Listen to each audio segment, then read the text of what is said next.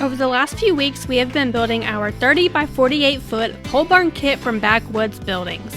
Last week, we got all of the trusses and purlins put into place, and now comes a huge step. Now we're just like, well, I guess we could start putting metal on. Wild. And my brain hadn't caught up there yet.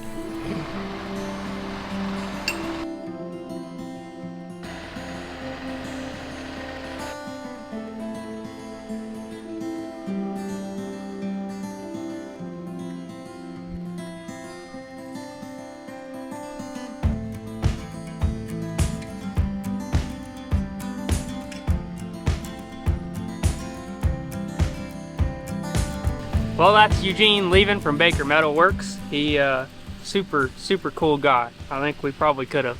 If Molly would have left, we could have sat here and talked all day. They would have had the same boots on. Yeah, we were wearing the same boots.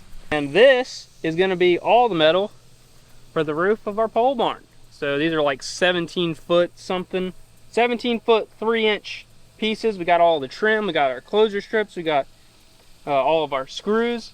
So we're pretty much ready to go. Baker Metal Works actually has a bunch of locations down in South Alabama and a little over into Florida. So if you're in one of those areas, check the links in the description below. Give them a shout out. Tell them we sent you, because we appreciate their excellent service and helping us out with these materials for this project. And they're also the supplier that Backwoods uses quite a bit for their pole barns. And so if you buy from Backwoods for your pole barn kit, you're more than likely going to be getting some Baker Metal. Well, at the end of last week's video, I left you on a bit of a cliffhanger, and that was because I was having some issues with these boards not being straight.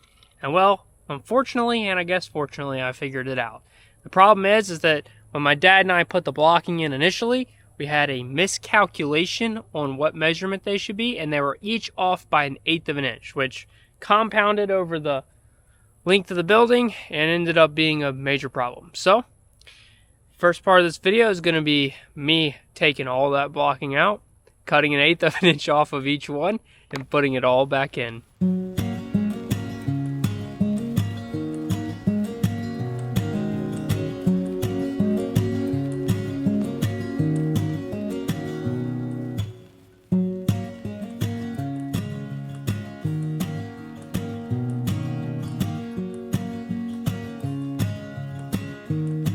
Well, that's just half of the blocks that go up on this whole building, so it's just 2 bays. But now I'm going to roll these things over to the chop saw, get 1/8 of an inch cut off of each one, and we'll put them right back up.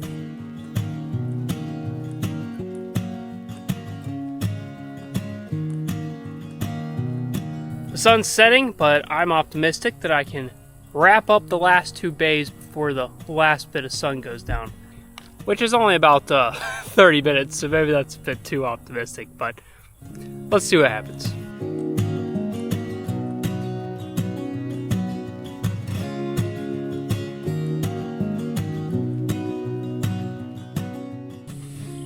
Well, that didn't work out. I got half a bay done before the sun went down. Kind of forgot how long this stuff takes. Look at that. Yeah, blocking is no joke. It takes forever. I also miscalculated how much time I had. Pops and I got the rest of the blocking in and fixed. Everything looks nice and straight. And so now we're going to move on to fixing or plumbing up the building, making sure it's not racked one way or the other, and then we'll eventually square it. But we have these cups, as you see, like the ones that are on the top, on the bottom part of this truss in the center. So we're going to run some 2x6s in there, and that kind of helps keep that truss from moving like that, and that will also allow us to hopefully plumb those up and get everything nice and where it's supposed to be, so we're a step closer to being able to start running metal.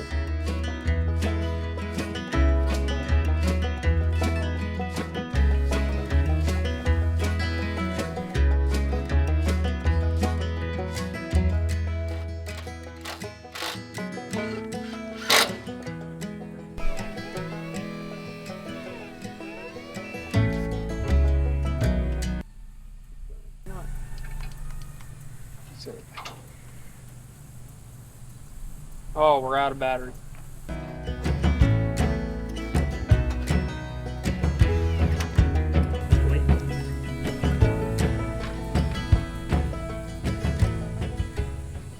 dead nuts.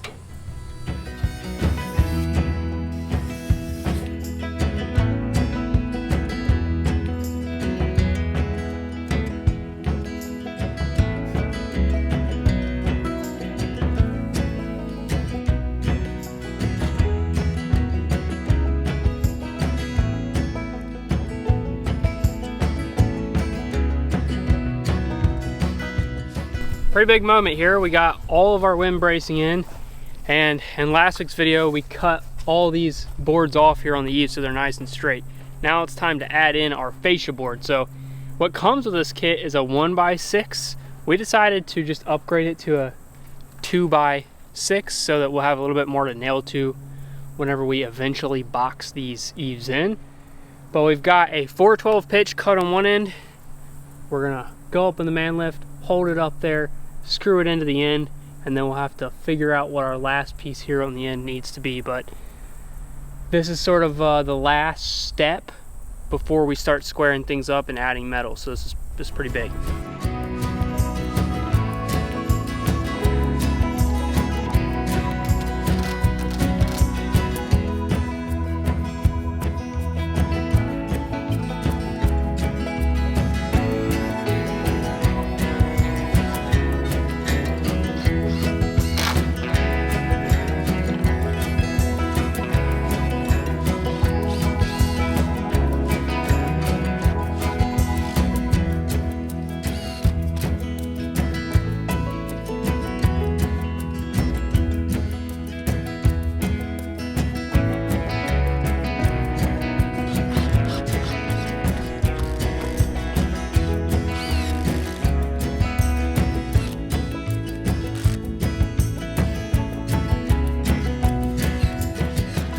Fascia's on, and now we run into the most challenging part probably of this entire build, and that is going to be making sure that this building is square and that the eaves are straight. There are some variables that we just can't control, or that we have to mitigate issues because that's the nature of this whole thing, and we've identified some of those issues. But one of the things that I can make sure that is right, and that I am adamant on being right, is that this truss is perfectly plumb and in the same plane as our two front posts. The easiest way I know to do that is I've got a string line pulled down here at the bottom of these posts, and I've got a plumb bob up from the peak of the truss up there. What we're gonna do is we got a ratchet strap over there on the building and the tractor. I'm gonna do one click. Hopefully one click isn't too much. And we're gonna pull this whole roof system that way.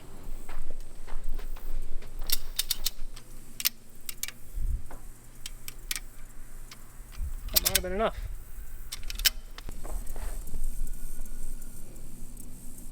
Definitely fighting some wind here, so. That right there is perfect. How much money are you putting on it? Think it's gonna be right? I think it'll be right, at least in the lines. She's out. She ain't right. She's By a lot? not by a lot. I gotta think if it's too much or if it's something we can live with. It's actually perfect right here. It's like dead nuts right here and not dead nuts right here, so I'm just gonna say that there's a little bit of a warp or something in the steel right here. We're gonna say we're absolutely golden, Molly. I like that spot. Yeah. Look, if this thing's level over here, Molly, I'm gonna be happy. I mean, I don't think you can zoom in enough. No. But she's dead nuts. Really? She's dead nuts. Wow. I mean, a minuscule off over here. Dead nuts right there. We Wow. like that spot right there. We like that spot. With our ends plumbed up, it's time to move on to the eaves and getting those straight. So what we've done is we've pulled a string line that extends 1.5 inches out from our fascia board all the way down the length of the building. And so at each end it's 1.5 inches, so anywhere in between needs to also be 1.5 inches. So if it's not, we got to make an adjustment. And at this first post, 1.25 inches out. Okay, so it's like 2 3/4 of an inch, which means that we got to pull that post that way. So, killing me, Pops. I'm not used to moving naked. At this second post, it's 2 3/4 of an inch from the line, meaning it needs to go that way, 1 1/4 inches, which is a lot, which is why it's important to do these things, because while we were building this thing sitting out in the sun and everything, this post, one of them pushed and pulled and kind of cockeyed those posts. So we're gonna pull it back with some ratchet straps and get it right, and get that fascia nice and true and straight. All right, in theory, pulling that post this way should force the top of that post that way. See how big that gap is? Huge. Oh yeah. Keep coming. Keep coming, 1/2 inch.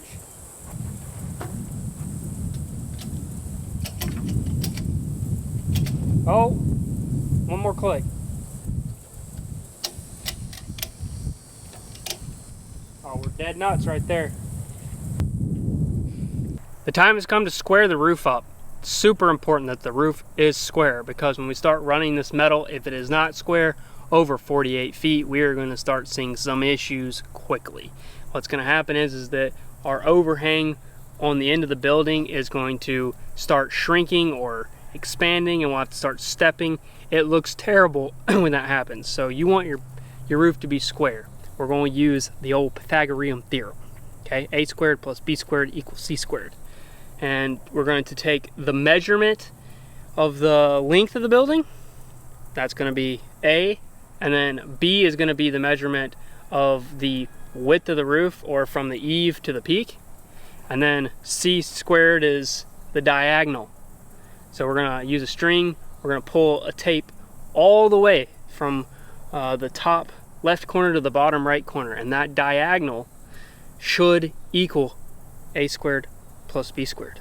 Okay, and if it equals that, then we know that our roof is nice and square. If it doesn't, then we're gonna have to start moving stuff around. The likelihood of it just being square right off the bat is probably somewhat low, but we're gonna hope for the best and get her done. The math has to math. The math has to math. Molly, come on up here. This is the big moment. Checking square.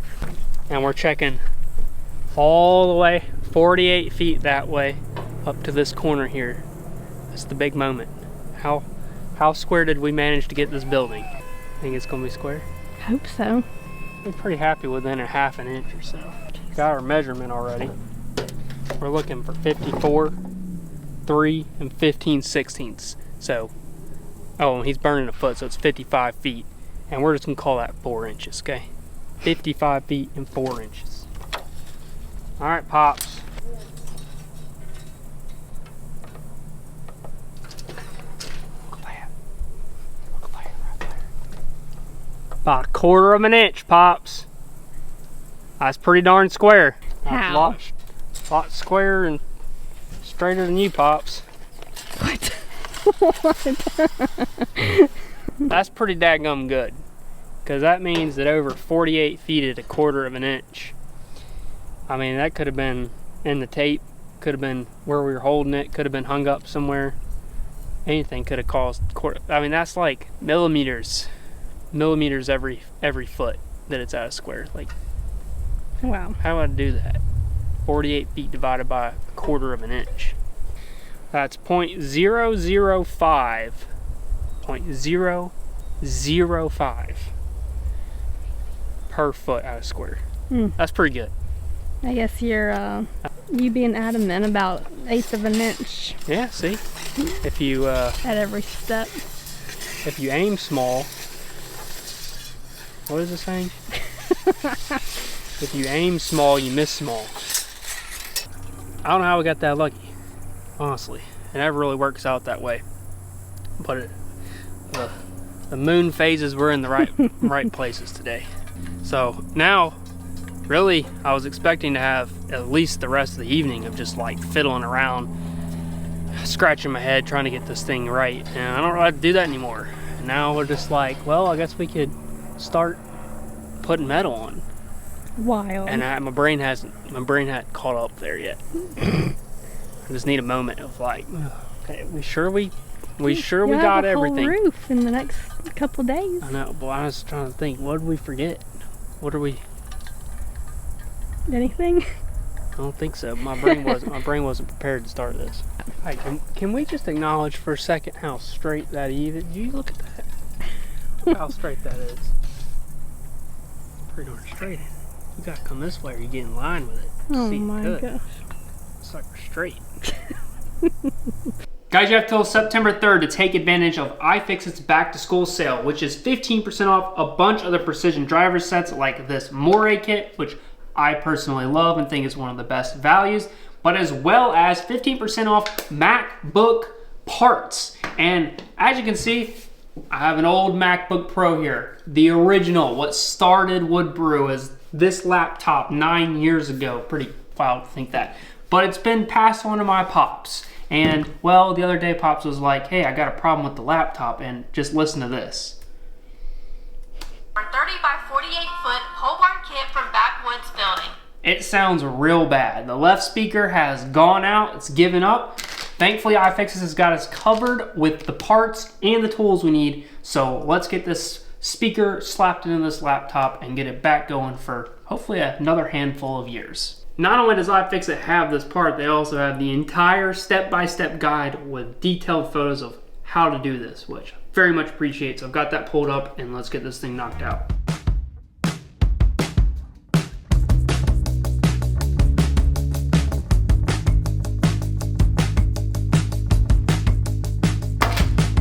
Voila! You have to respect Apple's just insane attention to detail that they color code everything on the inside. I think maybe we should take a second to clean this thing up. I mean, there's literally bugs in here. Gross.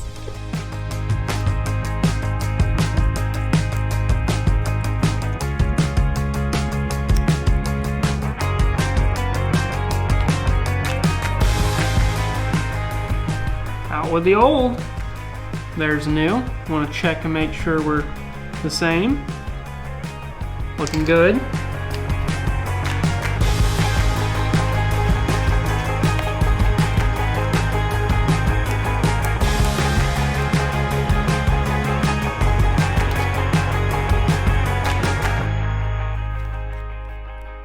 All right, folks, moment of truth. Over the last few weeks, we have been building our Voila! 48. Just like new. And it only cost $30 for the part, $20 for the toolkit, both of which are 15% off right now. If you check the link in the description below. And about 10 minutes of time. That was actually the easiest device repair I've ever done. And that takes basically a laptop that would have been really annoying to use, and the replacement cost is about $1,500 for this laptop. It makes it usable for who knows how many more years for just 50 bucks. That's a pretty great deal. If you guys are interested in iFixit stuff, you can check the links in the description below. Some of our favorite toolkits are 15% off. I highly recommend you go check those out right now. Links in the description. All right, let's get back to the video.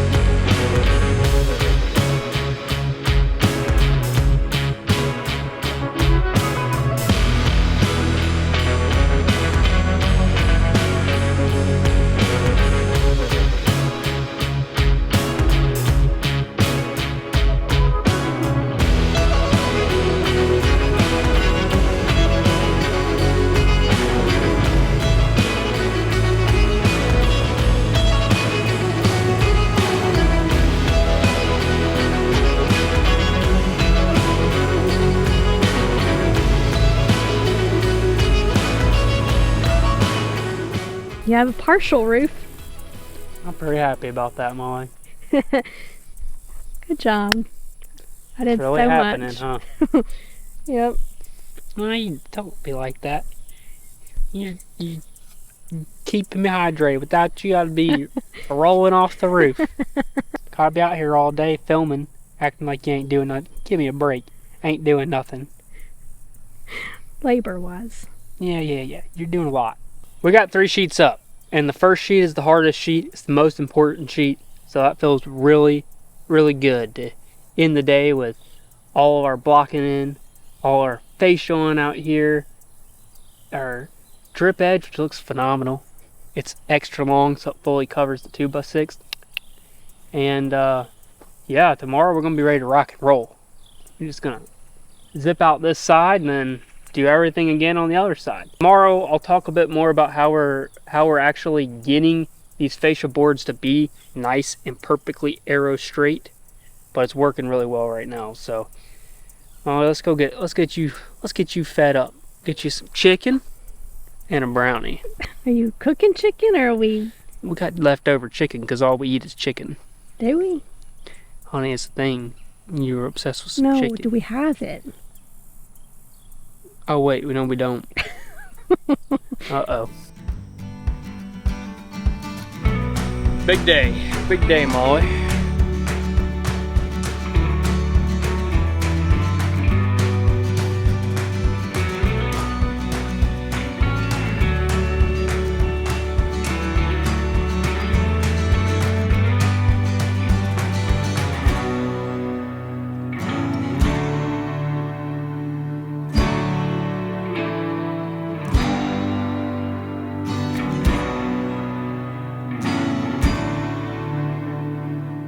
Alright, here's what we're doing to make sure that our fascia board ends up straight and that also all of our metal is nice and straight all the way down.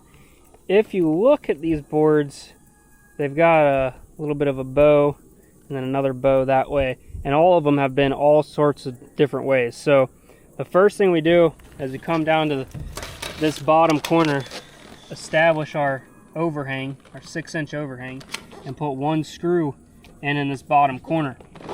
And then Pops keeps the tape measure over there in that corner, and I come up top. But you can see it needs to go a full 1/4 of an inch, maybe a bit more, over. And so what I'm going to do is come up here, and I'm going to pick this panel up here and just shift it that way off of the rib. Now he's going to go ahead and put a screw in down there in that bottom right hand corner. So now with that screw in, we've got our 6-inch overhang established down there on that fascia board. We good? Yep. Alright, so when I pull this thing back and line it up with this rib like this, I'm actually pulling that fascia board inwards. And so now we're lined back up, and if I come back down here, that will have straightened out our fascia board. Kind of hard to tell with this camera, but that ends up keeping everything nice and perfectly aligned. This only really works, and you can only trust this if your building starts off square. And that's why we made sure that at each truss we were square and didn't worry about in between the trusses, because we knew we would fix and take these bows out with the panels themselves. And with those 2 screws in, we can both start just screwing this panel off. And we're going to just do basically down each edge, making sure that we do this edge over here and put a screw in right here, so that when we put our next panel on, we will know where to put our screw. We're actually doubling up screws on either side of this rib, which isn't necessary on all roofing panels and all applications, but in our high wind load area, our plans call for that. So we're screwing down on this side and through the next panel and through that flange. So this thing is going to be very well screwed down. You can see it over here.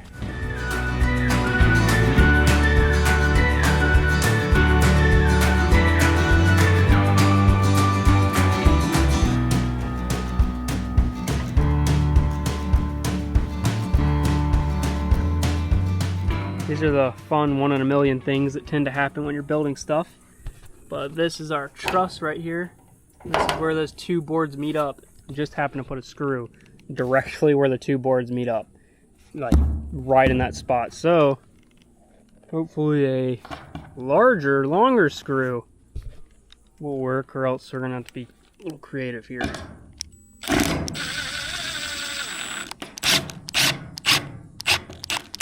Nope. Let's see if I can angle this thing. Don't really want to angle it, but if you're gonna angle it, angle it a little way. Nope. Have to figure this out. Alright, that's the best we could do. Got one in there for structural, and then we got another one in there with silicone down in it, and shove some pieces of wood in there, little pieces, so it would tighten up a little bit. That's going to be nice and watertight. This roof line is so high that you would literally have to be standing in the neighbor's yard to see the top of this edge of this roof. Maybe even further. I don't even know if you can still see it. So no one's ever actually going to see this. But Molly, it's going to bother me.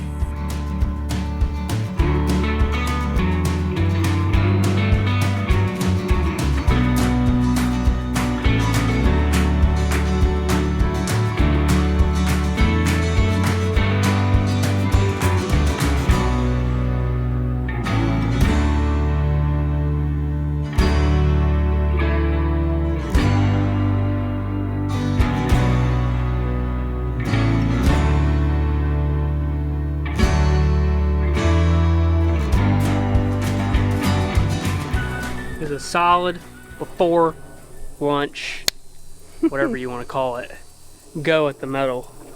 We're looking really, really good, and this is turning out like, gosh, so much better than I honestly anticipated. You might have a new job. No. No. I'll leave that to anybody else. That was rough.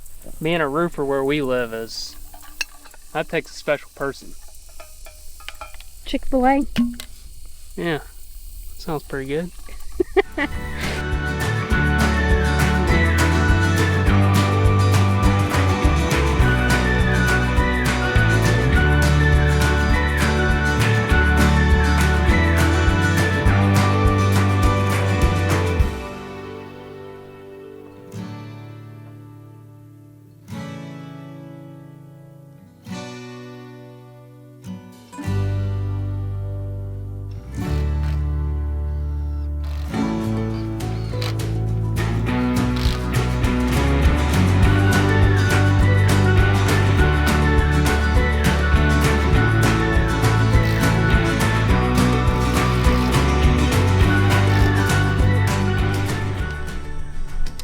Well, yesterday evening, Pops and I were running around trying to figure out why our measurements weren't working on this end.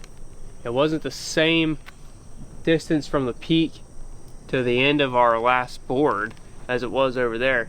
And we were out here for an hour or more going back and forth, and every other board was pretty close, and it was driving us nuts. Turns out that where we were pulling our measurement from at the peak, we didn't have those two boards pushed up directly to the actual center of the building, so we were just pulling from a bad spot all along, and that we figured that out this morning, and everything's exactly where it was supposed to be.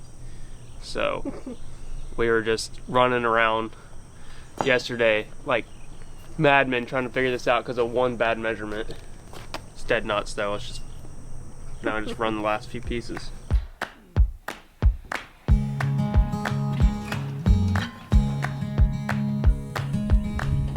Time to check square on the other side.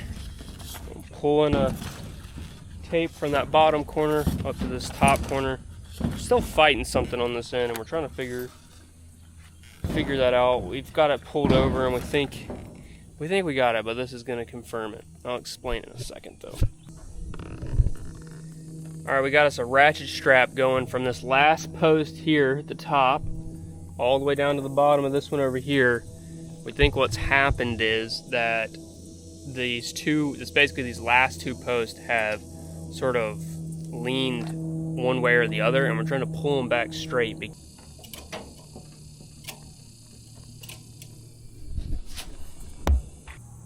Well, I mean, we're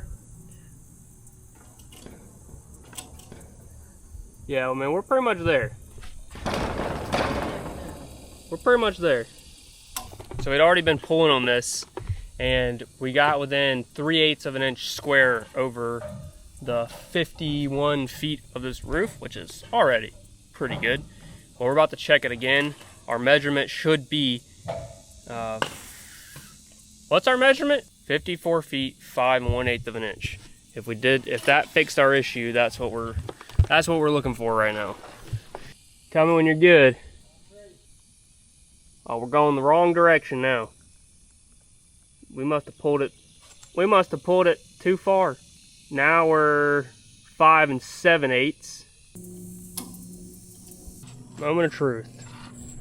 Oh, okay. We're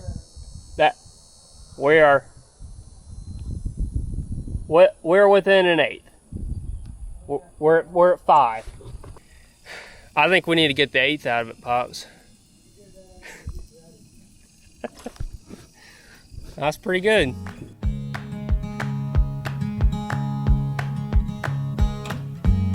Hey, Hero. Yeah. We didn't put our damn drip board on yet. Rookie move. Forgot the drip edge. Too ambitious.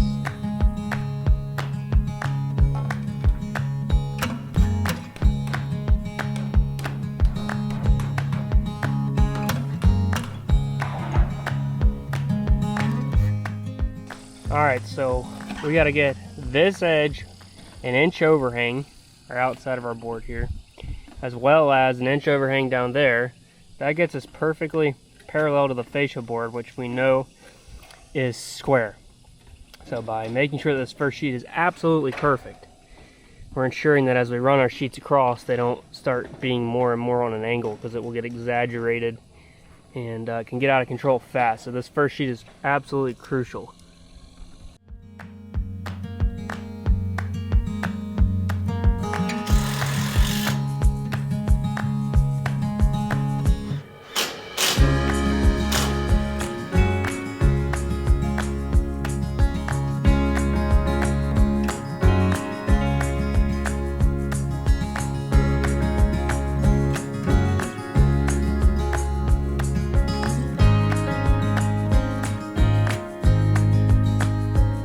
Well, for the sake of transparency, since you know how much I enjoy telling you when I mess up, apparently I didn't tighten these crossbars on the trusses tight enough, and they slipped, and there's a little bitty gap opening up on the truss. Well, I'll have to get a zoomed in photo for you of that, but Pops and I have been figuring out how to fix that, and it turned out to be relatively easy. And we're doing it now before we continue with metal, so we don't add even more weight. So we're adding a ratchet strap on each post across to the middle, and then pulling the two posts together, which then forces the truss up, which closes the gap, and then we just crank down on the bolts again and get them nice and tight, because apparently I didn't do a good job with that, because we tightened up the other ones and they look good again. So we're going to get all those tightened down and then keep rolling with metal.